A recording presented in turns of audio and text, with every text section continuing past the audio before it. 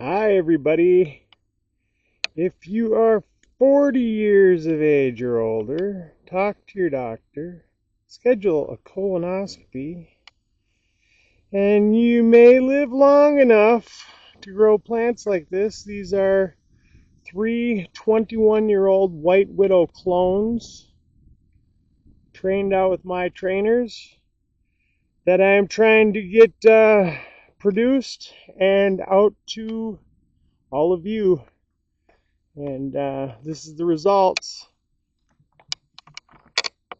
They are beautiful plants. They are being trained at the moment, so I'm only showing select view of these things. But it's pretty amazing. See if I can get the zoom to work. There we go. So I don't know what are going to yield more. They're trained out three different ways, but really similar. It's just that I stopped on one a little earlier than I stopped on the next one. Then I fully trained out that far one there. That's the most trained out one. That's going to have the most tops overall. But this will probably have the most colas. This one here. And this one here is going to be a combination of both. A little bit in between. Just to see how it works. What gets better yield. They have not been topped, and like I said in other videos, 3 branches have been fractured on these plants. One was completely cut off, and then another one, I was just trying to experiment a little bit with it, and it fractured, so I just left it alone. The other one that accidentally fractured, instead of letting it heal, I just cut it off too. So anyways, that's what we got, folks. They are massive plants. And I can walk right through them if I wanted to walk on the root balls, you know, basically.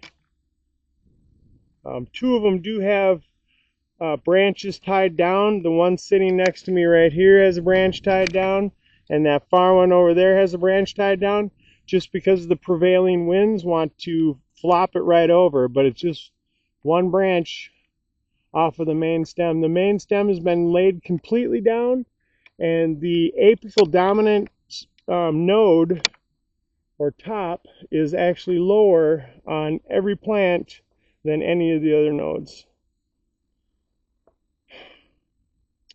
Made or grown with all my own homemade nutrients, other than some dry amendments that I purchased.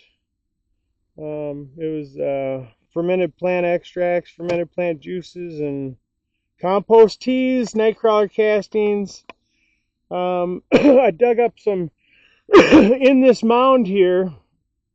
The mound is actually diggings out of that pond there. So that's this is what I'm on here is the spoils from that pond. It's a little island out here. There's clay from deep down underneath all the peat that forms this situ here. There's clay, silt, and sand. Some of that clay, silt, and sand got brought up with the dirt that makes this mound. I've harvested or mined some of that clay out of there. Not so much the silt and sand. I don't really need that so much. But the clay is a very important place that I get minerals from. And what I'll do is I'll dry that out, completely dry it out. I'll make it into clumps like the size of a quarter, or maybe the size of a meatball or smaller grape. And then I'll dry it out over a fire and then completely crush it down into powder. And it makes a fine dust that'll float through the air if you just go like this. That stuff is very microbe soluble. And with the microbes I use, that's what I'm doing out here now. I'm just going to water in a mixture of fermented plant, compost tea, and fermented stem. I do a fermented stem cannabis stem extract.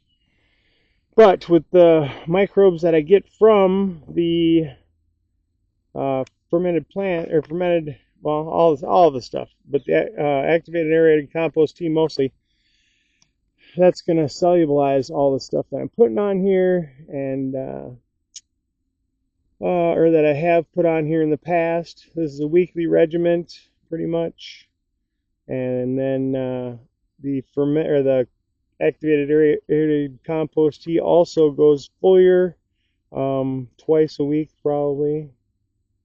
Well, depending on what I have out here at the time.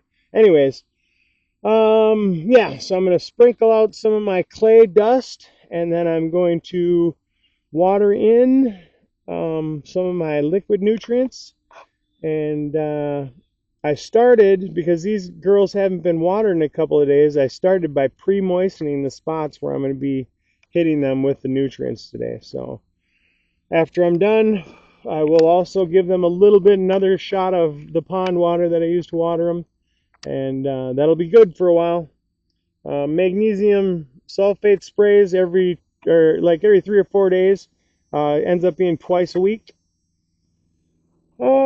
And right now we're deciding if we want to deal with thrips or just have them take their course, because I have seen, or actually a buddy of mine spotted some beneficials out here now finally. So he spotted several ladybugs and some kind of other thing that I did take video, or he took video of, and I should have it in my email when I get to it. You guys can try and identify it, but it's got a long antenna, super long antennas, 3 times as long as his body is. I had video of it on the last year. There's video somewhere on YouTube, I believe. But anyways, thanks everybody. I'm watering this in with a sprayer, a pump sprayer, with the nozzle tip taken off, so it just shoots straight water out the end. To find it easiest to get to the spots that I want to water with the nutrients. Appreciate everybody for watching. Remember, if you're having any symptoms,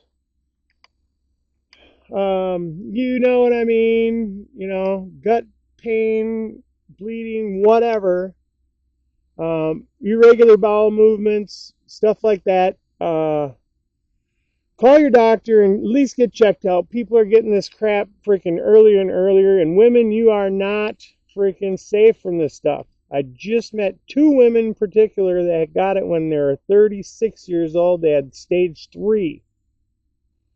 One woman just recently that I found out that I have had contact with for many, many years,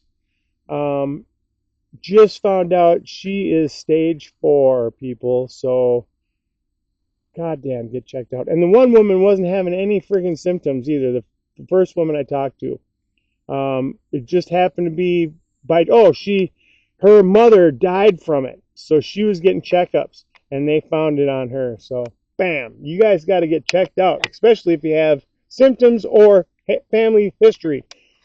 Thank you very much. I love you guys. I want you to be here for the rest of all this crap. Let's go. Peace. Smoke one for me.